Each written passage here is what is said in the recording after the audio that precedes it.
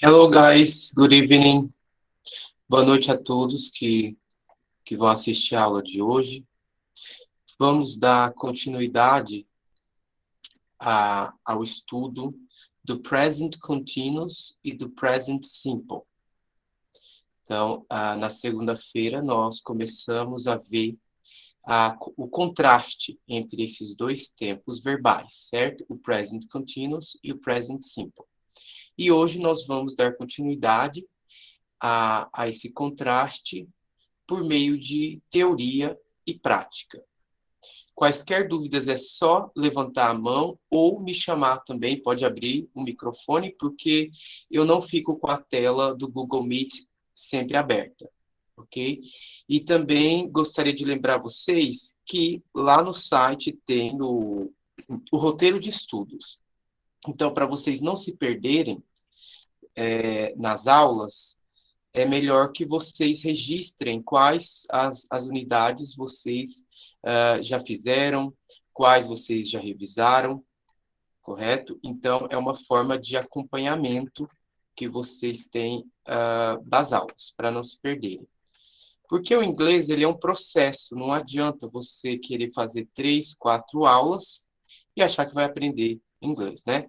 Então, é um processo e ele demanda tempo.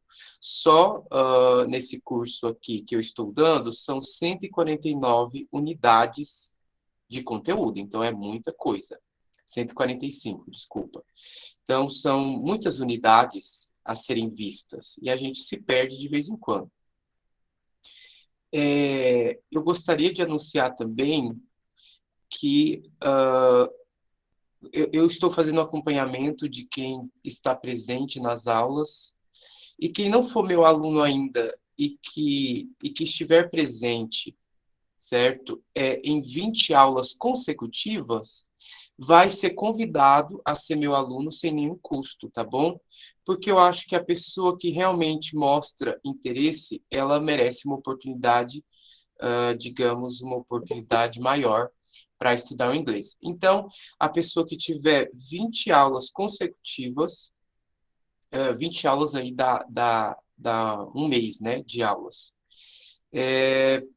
20 aulas consecutivas assistidas, eu vou chamar essa pessoa para ser meu aluno e fazer as aulas que geralmente são pagas, ok? São aulas de conversation, aulas de listening e assim por diante, ok?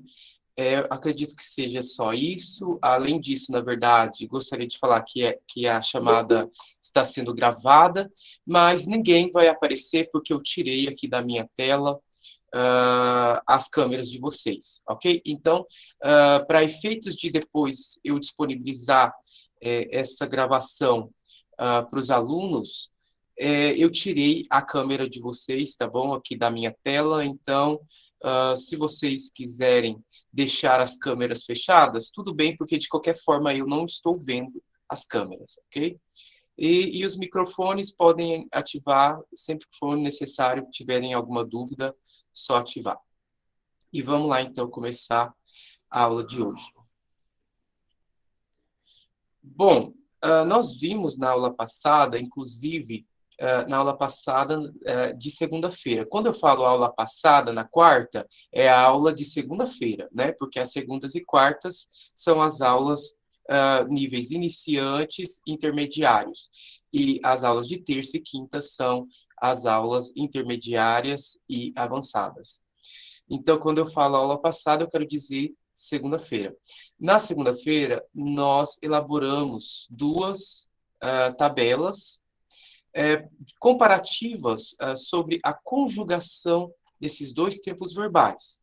Então, aqui à esquerda nós temos a conjugação do simple present e à direita nós temos a conjugação do present continuous.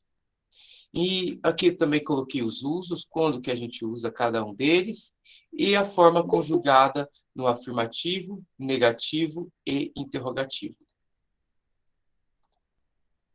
E aqui abaixo também tem as exceções, no caso do present simple. Ok, então vamos lá. A primeira coisa que nós temos que falar sobre present continuous e present simple na aula de hoje é o seguinte: we use continuous forms, I'm waiting, it's raining, etc. for actions and happenings that have started but not finished. Some verbs, for example, know and like, are not normally used in this way. We don't say I'm knowing, they are liking. We say I know and they like. The following verbs are not normally used in present continuous, like want, need, prefer, know, realize, understand, recognize, believe, suppose, remember, mean, belong, fit, contain, consist, and seem. For example, I'm hungry, I want something to eat. So I cannot say I am wanting. Do you understand what I mean? And Anna doesn't seem very happy right now. Ok, então resumindo o que está dito aqui na letra A. Alguns verbos, eles não são verbos de ação, ok? Esses verbos eu não posso colocar no present continuous. Ou seja, eu não posso colocar ing no final desses verbos. Na gramática, isso também é chamado de stative verbs. E está aqui já aqui na tabela, eu coloquei only action verbs. Ou seja, os stative verbs não entram aqui. Os stative verbs só entram aqui no simple present, no simple past, no simple future, no present perfect. Os verbos, os stative verbs, eles entram em vários tempos verbais. Eles podem ser conjugados em vários tempos verbais, menos nos contínuos, tá bom? Existem pelo menos 4 tipos de contínuos, né? O que a gente está vendo hoje é o present continuous, mas existe o past continuous, o present perfect continuous e o past perfect continuous. Então, sempre que você tiver continuous, isso significa que você vai colocar ing, né? Depois, no fim do verbo principal. Então, quando você vai fazer isso, você não pode fazer isso, colocar o ing, nos verbos do tipo stative. E o que são os verbos do tipo stative? São verbos que denotam, que passam o sentido de coisas que a gente faz com a mente e não com o corpo. Por exemplo, o verbo like, que é o verbo gostar.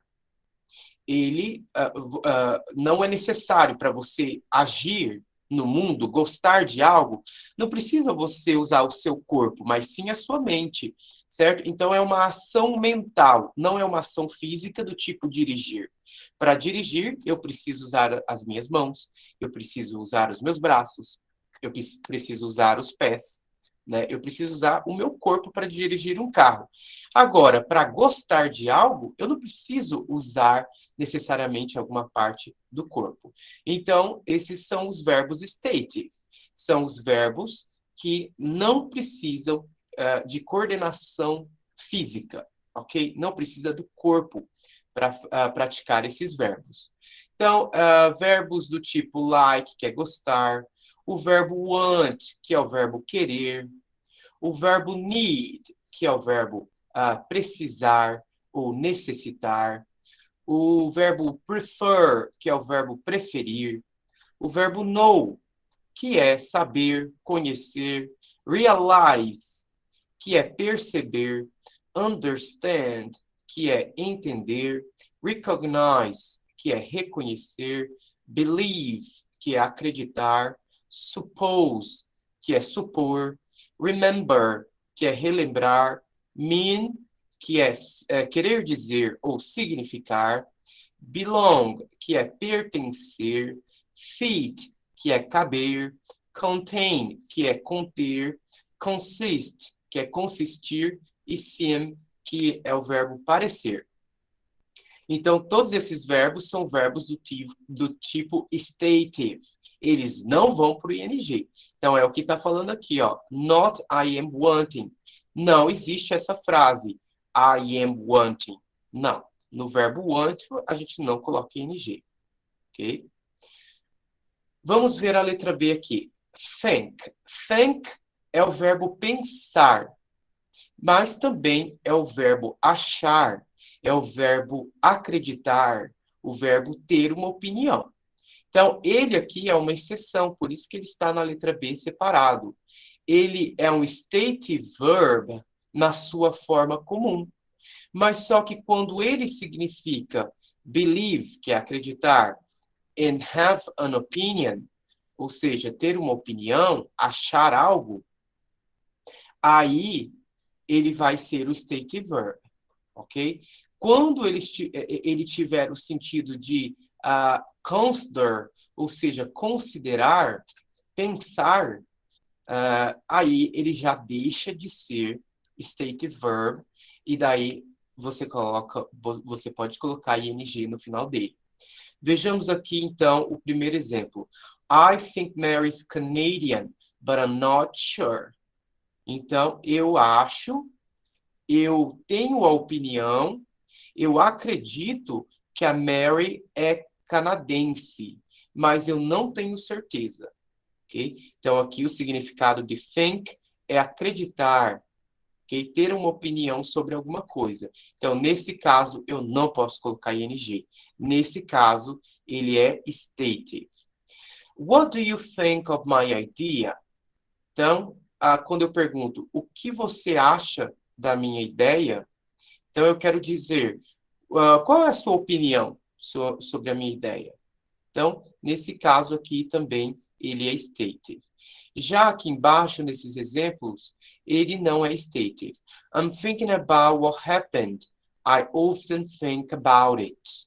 Então, eu estou pensando sobre o que aconteceu. Ou seja, eu estou considerando, eu estou trazendo à minha mente, mais uma vez, aquilo que aconteceu. I often think about it.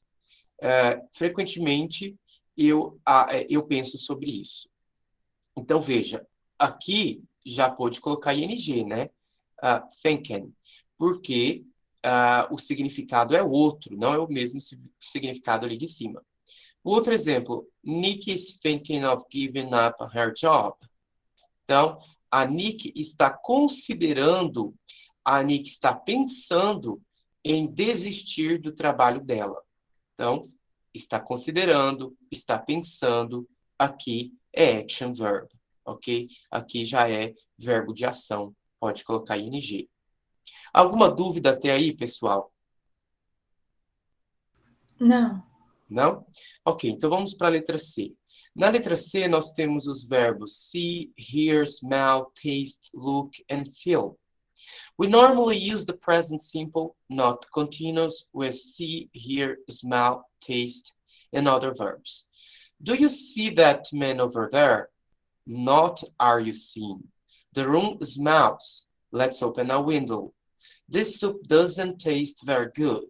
You can use the present simple or continuous to say how somebody looks or feels now. You look well today, or you are looking well today. How do you feel now? Or how are you feeling now?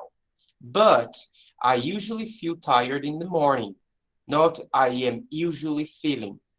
Ok, então na letra C aqui tem alguns verbos específicos que são os verbos dos sentidos. Por exemplo, o verbo see, que é o verbo ver, o verbo hear, que é o verbo escutar, ouvir, o verbo smell, que é o verbo cheirar, o verbo taste, que é o verbo saborear ou provar com a boca, com a língua, né, no caso, look, que é o verbo olhar, e feel, que é o verbo sentir.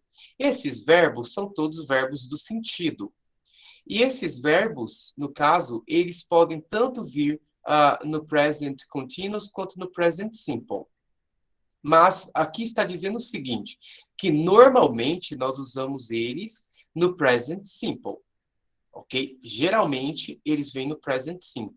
Por exemplo, do you see that man over there? Você está vendo aquele homem lá? Então, apesar de no português a gente falar você está vendo aquele homem lá, no inglês é mais comum você usar essa estrutura aqui. Você vê aquele homem lá? apesar de estar acontecendo exatamente agora, né? Porque o conceito de present continuous é para falar sobre situações que estão acontecendo agora. Mas com os verbos dos sentidos, isso não acontece na maior parte das vezes. Geralmente a gente coloca no present simple, ok? É mais comum.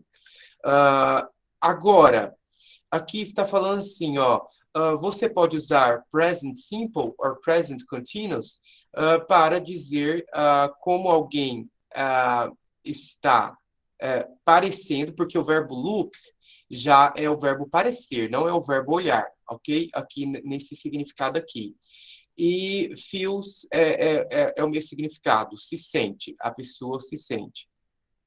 É o mesmo significado dali. Mas aqui, nesses casos, a gente vai poder colocar no ing. Por exemplo, you look well today. Você parece bem hoje. Ou se não, você está parecendo bem hoje. Então, quando o verbo look tem o significado de parecer, aí a gente pode colocar no ing ou no present simple, tanto faz. E o feel também. How do you feel now? Como você está se sentindo agora, né? Ou como você se sente agora. Pode ser tanto no present simple quanto no present continuous. Os dois são possíveis. Agora, aqui eles colocaram um exemplo. I usually feel tired in the morning. Ok, quando eu coloco uma expressão de frequência. Quando eu coloco uma expressão de frequência, aí eu já não posso colocar mais o verbo feel no ing, tá bom? Porque a expressão de frequência, ela me obriga a colocar no present simple. Okay? Então, nesse caso, eu não poderia escrever isso aqui. I'm usually feeling. Não, não posso, por conta do usually. Se não tivesse o usually, aí tudo bem, você poderia colocar, sim, o ing no final do verbo feel. Okay? Vamos para a letra D agora. Aqui nós temos, só um instante. Aqui nós temos am, is, are, being. You can say he's been, you are being, etc. to say how somebody is behaving now. Então, nós vamos usar o verbo to be no presente mais o verbo to be no ing, ou seja, verbo to be mais verbo to be, para falar de coisas, ou, na verdade, de situações, de como uma pessoa, de como alguém está se comportando agora. Por exemplo, I can't understand why he's being so selfish. He isn't usually like that. Então, eu não consigo entender por que ele está sendo tão egoísta. Ele geralmente não age desta forma. Geralmente ele não é assim. Então, aqui, no português, a gente também tem isso. Está sendo. Por exemplo, você está sendo muito mal. Então, é isso. No inglês também a gente pode fazer isso. Usar o verbo to be no presente, mais o verbo to be no ing. E fica está sendo, estamos sendo, estão sendo, e aí por diante. Então, se eu falo he's being selfish, significa que ele está se comportando de modo egoísta agora, mas poderia ser qualquer outro modo, né? Aqui o que eles escolheram foi a palavra selfish, mas poderia ser qualquer outro advérbio ou qualquer outro adjetivo. Então, significa o comportamento da pessoa naquele momento. The path is icy. Esse outro exemplo aqui, ó. The path is icy. Don't sleep. Don't worry, I'm being very careful. Então, o caminho ou a calçada está congelada, tem gelo em cima dela. Não escorregue. Aí a pessoa fala, não se preocupe, eu estou sendo cuidadoso, eu estou tomando cuidado. Então, é a forma com que eu estou me comportando naquele momento. Não que eu seja cuidadoso sempre. Eu estou sendo cuidadoso neste momento. Então, é essa estrutura que a gente coloca para dar o sentido de comportamento momentâneo. Ok, vamos aqui para uma comparação. Compare. He never thinks about other people. He's very selfish. And I don't like to take risks. I'm a very careful person. Então, é exatamente mais ou menos o que foi dito ali em cima, mas só que aqui estou mostrando a diferença, a comparação. Então, aqui no primeiro, he's selfish generally, not only now. Ok? Então, a comparação disso com isso aqui, tá bom? Então, aqui em cima é apenas agora, é o jeito que a pessoa está agindo agora. O de baixo, os exemplos de baixo, já são exemplos de comportamentos mais permanentes, né? Então, se eu falo he's very selfish, é que ele é muito egoísta sempre, não é só agora, ele sempre foi. Agora, se eu falo he's being so selfish, é agora, ele está sendo muito egoísta. Ok, vamos para essa última parte aqui. We use an, is, are, being to say how a person is behaving, doing something they can't control now. It's not usually possible in other situations. Então, aqui eles finalizam essa parte do comportamento momentâneo, dizendo que a gente usa isso para falar sobre coisas, comportamentos que a pessoa está tendo, comportamentos que são desvios do comportamento normal da pessoa e que ela poderia controlar, entendeu? Então, por exemplo, ele está sendo egoísta. Então, ele poderia muito bem não ser egoísta, mas ele resolveu ser egoísta ali, certo? Então, é essa ideia também. No português, a gente não tem isso, porque as línguas, elas são únicas, né? E em algumas línguas, eles têm ideias que a gente não tem, né? E assim como a gente também tem ideias que eles também não têm. Então, por isso que é interessante a gente conhecer novas línguas, né? Aprender novas línguas. Porque a gente vê que a nossa realidade não é a única. A forma com que eles falam, que eles transmitem uma ideia, não é a mesma forma com que a gente transmitiria. Então, mesmo que você saiba, por exemplo, a gramática da língua inglesa, você pode ser um aluno avançado. Aí o professor pede para você escrever um livro. Desculpa, um livro não, um texto. Uma redação em inglês. As chances de você escrever certo e errado ao mesmo tempo são muito grandes. Por que que eu digo isso? Porque está certo gramaticalmente. Você não cometeu grandes erros gramaticais. Mas não é assim que eles dizem as coisas. E como é que eu vou saber como eles dizem as coisas? Lendo, assistindo filme, com ou sem legenda, tendo o contato com a língua inglesa. Não adianta a gente achar que vai aprender inglês sem ter o contato diário com a língua inglesa, certo? Então, isso tem que ser diário. Não é uma aula, 2 aulas, 3 aulas, 4 aulas que vão tornar vocês fluentes na língua inglesa. É o contato diário. Todo dia vocês têm que fazer alguma coisa. Um exercício, assistir vídeo, por menor que seja. Então, por quê? Porque exatamente esse conteúdo que está passando aqui é exatamente sobre isso, que mostra para a gente que a gramática também é utilizada para passar ideias. E a gente não tem esse tipo de ideia no português. Okay? No inglês a gente tem que estar ciente disso, a gente tem que estar consciente de que isso existe. Então, quando alguém começar a se comportar de uma forma estranha, e ela poderia, né, se controlar naquela situação, então vocês já sabem que a estrutura que vocês vão usar é essa aqui, ok? Is being, ou seja, verbo to be, mais verbo to be no ing. 2 verbos to be, um depois do outro. Ok, acredito que sobre a teoria é isso aqui. Agora nós vamos para os exercícios. Ou alguém tem alguma dúvida pontual, alguma dúvida geral?